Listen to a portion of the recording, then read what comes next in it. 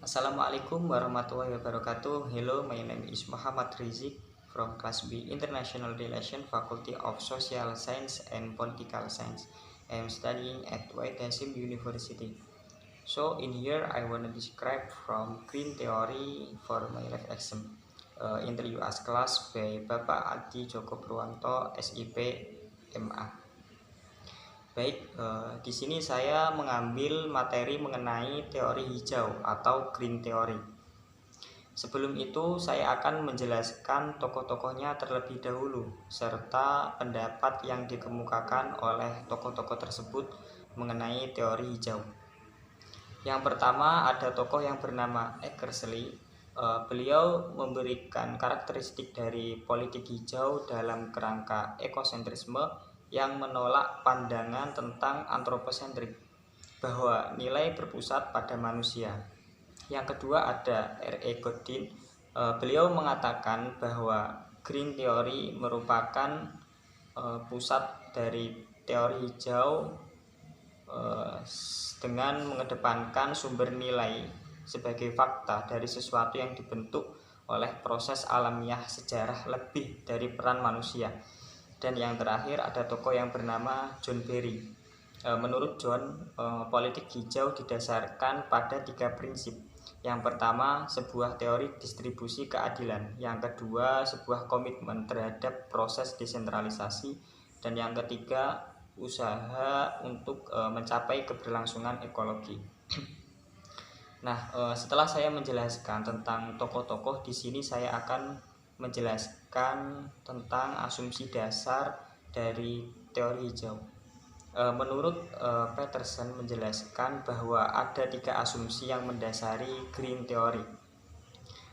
Asumsi yang pertama yakni kaum ini mengacu pada penolakan antroposentrik atau human center.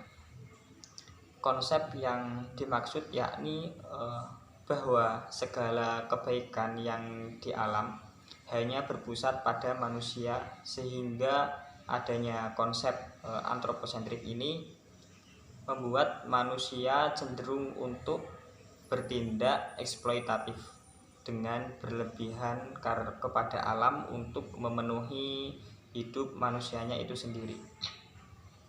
Nah, asumsi yang kedua yakni pertumbuhan penduduk yang semakin meningkat akan menyebabkan lahan yang ada di alam semakin berkurang.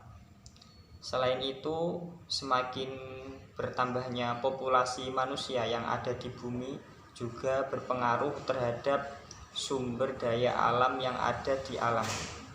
Dan asumsi yang terakhir adalah yakni tentang konsep desentralisasi. Teori ini mempercayai bahwa jika dalam suatu negara banyak anggota penduduk di dalamnya, maka untuk mencapai lingkungan yang lestari atau perbaikan lingkungan tidak akan terwujud. Maka dibutuhkan komunitas yang kecil atau pendesentralisasian di dalam mewujudkan perbaikan lingkungan tersebut. Nah, setelah menjelaskan tokoh-tokoh asumsi dasar dari green theory ini, selanjutnya saya akan menjelaskan sedikit tentang green theory itu apa. Jadi menurut Jack dan Sorensen dalam bukunya yang berjudul Introduction to International Relations berpendapat bahwa green theory ini merupakan teori kritis untuk memberikan pandangan khusus terhadap lingkungan dan dampaknya di hubungan internasional sejak tahun 1960-an atau sekitar abad ke-20.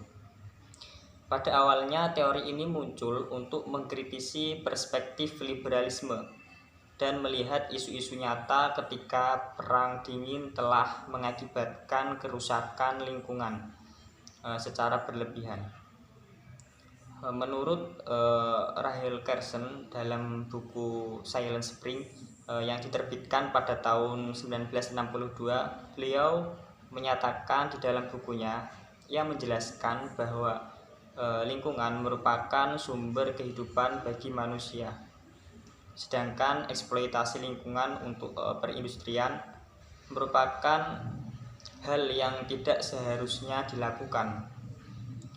Jadi dari beberapa penjelasan tadi dapat disimpulkan bahwa dalam studi hubungan internasional selama ini kebanyakan hanya membahas tentang isu-isu high politics seperti keamanan dan konflik interstate saja.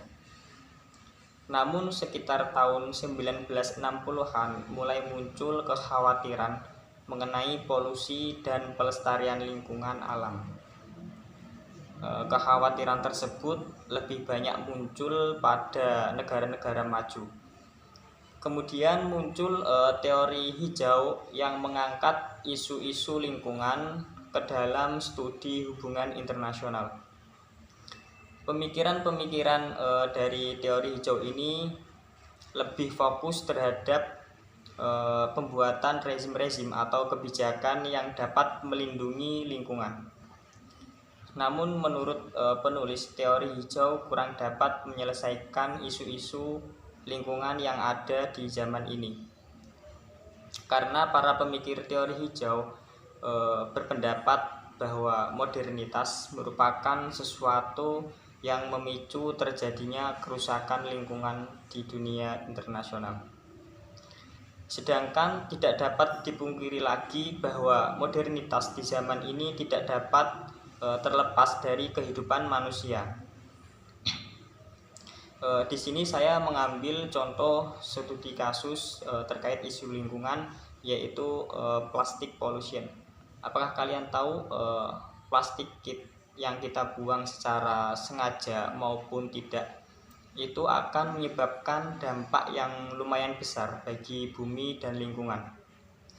Sampah-sampah yang tadi kita buang akan menyebabkan banjir karena plastik tadi akan menyumbat jalannya air sehingga bencana banjir pun akan datang.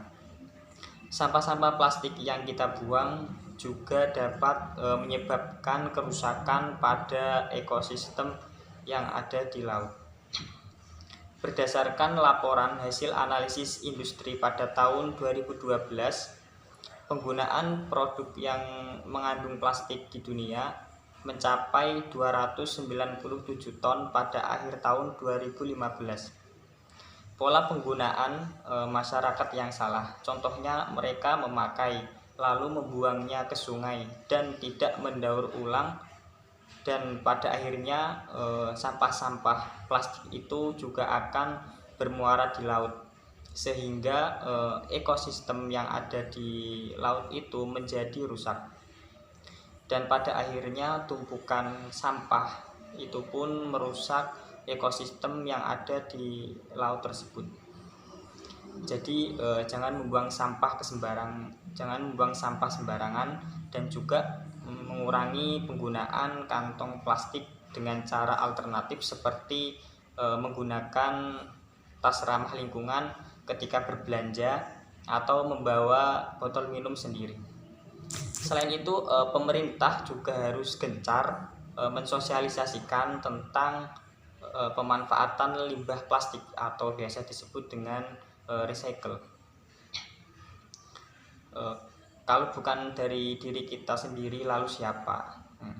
Ayo berkontribusi menjaga bumi dan lingkungan. Nah, sekian dari pemaparan saya mengenai Green Theory. Saya Rizik mengucapkan terima kasih dan mohon maaf apabila ada salah kata, dan saya juga berterima kasih kepada Bapak Adi Joko Purwanto SIPMA yang sudah menjadi dosen pengampu mata kuliah Teori Hubungan Internasional 2. Sekian, terima kasih. Wassalamualaikum warahmatullahi wabarakatuh.